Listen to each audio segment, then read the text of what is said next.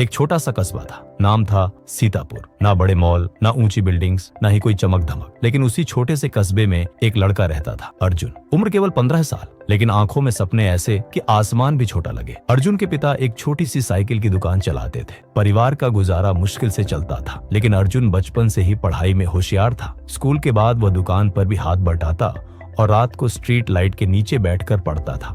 हर कोई कहता, अर्जुन इतने बड़े बड़े सपने मत देख, हमारे जैसे लोग सिर्फ गुजारा कर सकते हैं, दुनिया नहीं बदल सकते। लेकिन अर्जुन की आंखों में वो जिद थी जो हालातों से हार नहीं मानती। उसका सपना था एक दिन बड़ा इंजीनियर बनकर अपने शहर का नाम रोशन करना। हर रविवार को वह रेलवे स्टेशन जाकर वहां आने वाली ट्रेनों को देखता। वो सोचता, इन ट्रेनों में लोग कितने बड़े बड़े शहरों से आते होंगे, कभी मैं भी इन ट्रेनों में बैठकर अपनी मंजिल तक पहुंचूंगा। एक दिन स्टेशन पर उसकी मुलाकात एक अजनबी से हुई। वो एक वृद्ध सज्जन थे जो अकेले बेंच पर बैठे थे। अर्जुन ने विनम्रता से पूछा, दादाजी आप कहाँ जा रहे हैं? वृद्ध ने मुस्कुराते हुए कहा, मैं उस शहर जा रहा हूँ जहाँ सपने हकीकत बनते हैं, बेंगलुरु। अर्जुन की आंखें चमक उठी। उसने पूछा, क्या सच में वहाँ सपने पूरे होते हैं? दादाजी बोले, बेटा सपना तब पूरा होता है जब तुम हार मानना छोड़ दो। उस दिन अर्जुन ने तय कर लिया, चाहे जो भी हो जाए वह हार नहीं मानेगा। वो दिन रात पढ़ता रहा। गांव के लोग मजाक उड़ाते, इसका कुछ नहीं होगा, एक साइकिल मिस्त्री का बेटा इंजीनियर बनेगा। लेकिन अर्जुन ने कभी जवाब नहीं दिया। वह जानता था कि जवाब शब्दों से नहीं,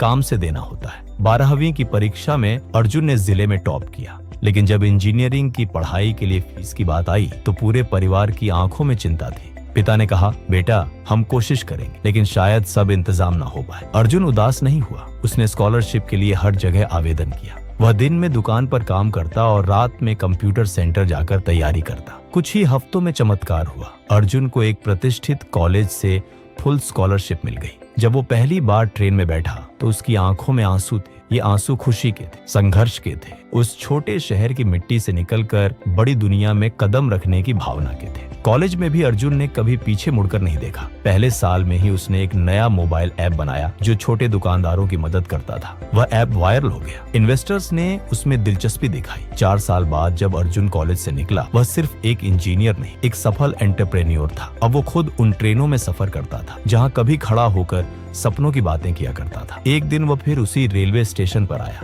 जहाँ से उसका सपना शुरू हुआ था। वह बेंच अब भी वही थी। कुछ बच्चे रेलवे ट्रैक के पास खेल रहे थे। एक बच्चा किताब पढ़ रहा था और बाकी उसे चिढ़ा रहे थे। अर्जुन उनके पास गया और उस बच्चे से पूछा, क्या पढ़ रहे हो? बच्चा बोला, मैं बड़ा आदमी बनना चाहता हूँ, इसलिए पढ़ रहा हूँ। अर्जुन ने मुस्कुराते हुए कहा, तो फिर कभी हार मत मानना, यही सबसे बड़ा मंत्र है। वह बच्चा कुछ समझ नहीं पाया, लेकिन अर्जुन की आंखों की चमक देखकर कुछ महसूस जरूर किया। अर्जुन सिर्फ एक लड़का नहीं था, वह एक सोच था, एक विश्वास कि अगर इरादा मजबूत हो तो छोटे शहरों से भी बड़े सपने निकल सकते हैं। हमारे आसपास कई अर्जुन होते हैं जिन्हें जरूरत होती है बस एक विश्वास की, एक मौके की और सबसे बढ़कर कभी हार न मानने की जिद की। दुनिया का सबसे बड़ा टैलेंट अक्सर सबसे छोटे शहरों से आता है। फर्क बस इतना होता है कि कुछ लोग हालातों के सामने झुक जाते और कुछ अर्जुन की तरह उन्हें बदल देते हैं। अगर आप भी किसी छोटे शहर से हैं और बड़े सपने देखते हैं तो याद रखिए, सपना तभी टूटता है जब आप हार मान लेते हैं। जब तक डटे हो तब तक आप जीते हो।